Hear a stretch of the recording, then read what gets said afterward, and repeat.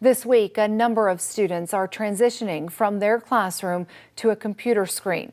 For many of them, that's all they know. WAAY 31's Olivia Schuler sat down with an 11-year-old in the Madison City School District to learn what it's like to grow up during a pandemic. The pandemic through the eyes of an 11-year-old is much different than our own. It's just that the scariest part was knowing that I had it. This is Natasha Lovo, a student at Heritage Elementary School. Just days ago, she turned 11. At such a young age, she's already had the coronavirus. I had runny nose, cough, but that was just about it.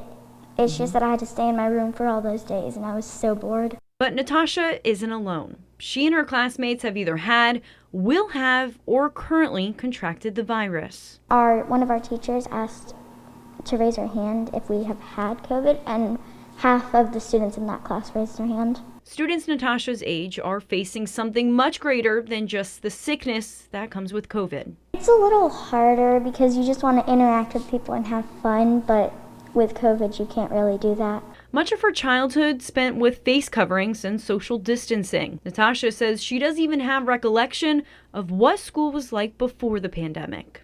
I just remember hanging out with my friends, but I don't remember anything at school before this. It's just become my whole memory of school. Even her memory of what a normal cafeteria lunch was like has faded. When we used to get lunch, we used to have it in trays, and I completely forgot what those trays look like now. So what does lunch look like now? It's in boxes, and you take it up to your room. Eliminating the little normalcy left. In previous months, Natasha was forced to pack up her school bag and learn behind a screen. A way many students in North Alabama are learning again right now. Yeah.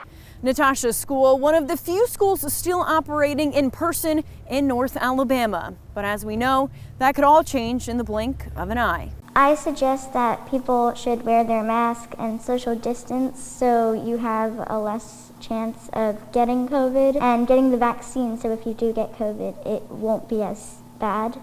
Right now, nearly 20 districts are learning virtually, with most facing staff shortages and an unnerving positivity rate. Although Natasha is grateful to be in a classroom, a part of her does worry the pandemic won't end. I think it possibly could be something that grows up with me because there's new variants. But she's not losing hope. It'll get less and less, so we'll be able to just interact more and go back to how it was before COVID. In Madison, Olivia Schuler, WAAY 31 News.